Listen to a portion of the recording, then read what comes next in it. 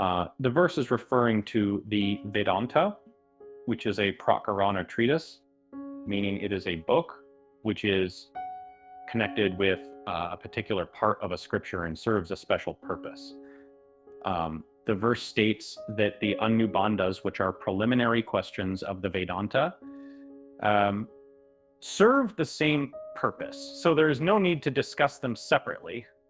This suggests that the Anubandhas are already included and discussed as part of the Vedanta, and therefore do not need to be discussed separately.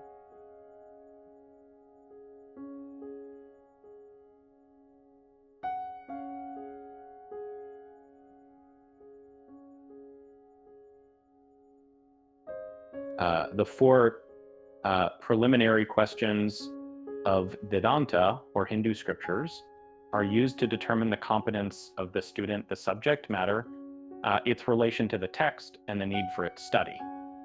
And in other words, these questions are asked to assess the student's ability to understand the material, what topics the text covers, how the topics connect to the text, and why it is important to study the text.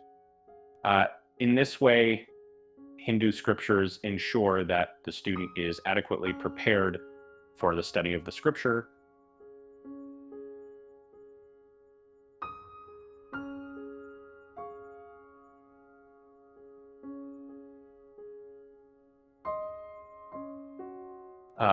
The verse is referring to a competent student, that is, an aspirant who has studied the Vedas and their auxiliary texts in accordance with the prescribed method, which includes following the rules of brahmacharya and other austerities of student life.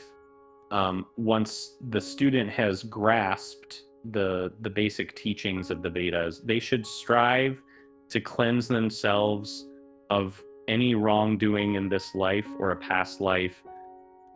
This can be achieved by avoiding rituals performed solely for personal desires and refraining from actions forbidden by the scriptures. They should also engage in daily obligatory practices and perform special occasion rituals as prescribed.